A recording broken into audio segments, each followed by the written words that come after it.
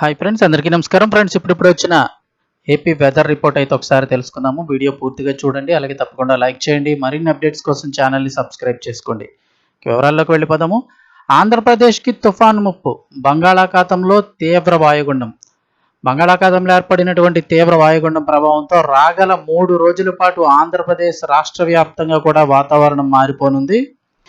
AP రాష్ట్ర వ్యాప్తంగా పలు చోట్ల తేలికపాటి నుంచి మోస్తరు వర్షాలు, కొన్ని చోట్ల అతి భారీ వర్షాలు కురిసే అవకాశం ఉంది. ముఖ్యంగా పిడుగులతో కూడినటువంటి వర్షాలు పడే అవకాశం ఉందని అమరావతి వాతావరణ కేంద్రం వెల్లడించింది.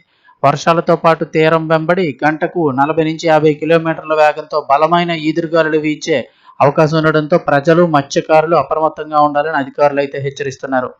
ముఖ్యంగా చూస్తే ఉత్తర ఒడిశా, పశ్చిమ బెంగాల్ ఆనుకుని ఉన్న ప్రాంతంలో కేంద్రీకృతమైనటువంటి తీవ్ర వాయుగుండం గత కొన్ని గంటలుగా గంటకు 12 కిలోమీటర్ల వేగంతో పశ్చిమ వాయువ్య దిశగా కదులుతోంది.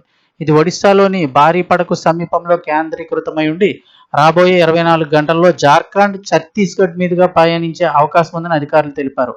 దీనికి తోడు సగటు సముద్ర మట్టం వద్ద రుతుపవన ద్రోణి కూడా తీవ్ర వాయుగుండం కేంద్రం కూడా ఈశాన్య బంగాళాఖాతం వైపు సాగుతూ ఉండడంతో రాష్ట్ర వ్యాప్తంగా ఇప్పుడు వర్ష సూచనలు అయితే కనిపిస్తూ ఉన్నాయి. ముఖ్యంగా ఈ వాయుగుండం ప్రభావం అయితే కనుక ఉత్తర కోస్తా జిల్లాలపై ఎక్కువగా ఉండనుంది. ఇక రానున్న 3 రోజుల పాటు ఉత్తర కోస్తాంధ్ర, అలాగే యానాం ప్రాంతంలోని అనేక చోట్ల భారీ వర్షాలు కురిసే అవకాశం ఉంది. ఇక అలాగే అక్కడక్కడ పిడుగులు పడే ప్రమాదం ఉంది కాబట్టి ప్రజలందరూ కూడా అప్రమత్తంగా ఉండాలని అయితే చెప్తున్నారు.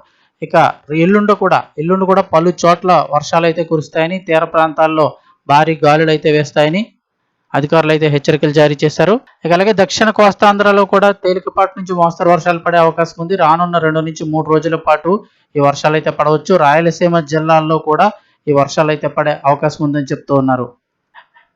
ఇక్కడ ఏంటి అంటే వర్షాలు కురుస్తున్నప్పటికీ వాతావరణంలో తేమ శాతం ఎక్కువగా ఉండడం వల్ల రాష్ట్ర వ్యాప్తంగా కూడా వేడి, తీవ్రమైన ఉక్కపోత పరిస్థితులు అయితే నెలకొంటాయని అధికారులు తెలిపారు. అంటే వర్షం పడుతుంది కానీ ఆ చల్లదనం అయితే ఉండటం లేదు. కొన్ని ప్రాంతాల్లో తప్ప మిగిలిన చాలా ప్రాంతాల్లో విపరీతమైన ఉక్కపోత, అదొక రకమైన వేడి ఈ వాతావరణం అయితే నెలకొని ఉంటుంది అని చెప్పారు.